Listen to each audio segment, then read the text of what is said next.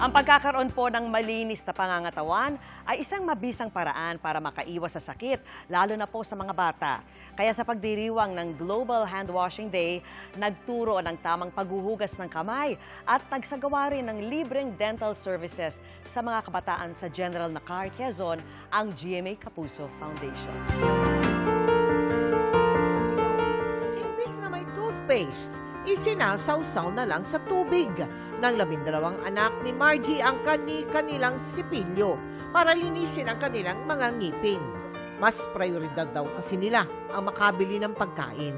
Lalo't 400 piso lang ang kinikita ng padre de pamilyang construction worker. Basta tubig, yung pa sama ng toothbrush, tubig lang. Dahil po? Dahil wala akong toothpaste, minsan nadating naman sa buhay ng tao na nawawalan talaga ng pinansyal. E di pagka yung nagkaroon ako, e di sakali ako nabili. Ni minsan, hindi pa rin daw niya napatignan sa dentista ang ngipin ng mga anak. Kaya kapag sumasakit daw ang ngipin ng mga ito, Naglalagay kami ng asin sa mainit, maligamgam na tubig at pinagmumumog. Tapos yung dahon, inilalaga namin, tapos siya rin minumumog. Gawang wala naman kaming maipagpapacheck up. pinapahalagahan ng GMA Kapuso Foundation ang malinis at malusog na pangangatawan ng mga kabataan.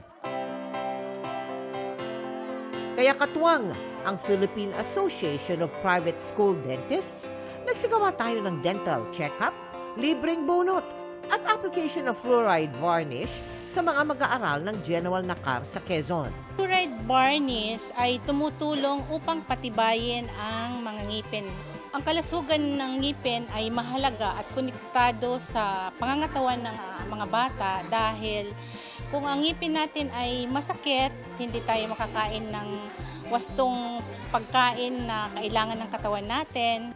Tinuruan din natin sila ng wastong paghuhugas ng kamay at pagsisipinyo ng ngipin. Binigyan din natin sila ng hygiene kits. Salamat, Kapuso!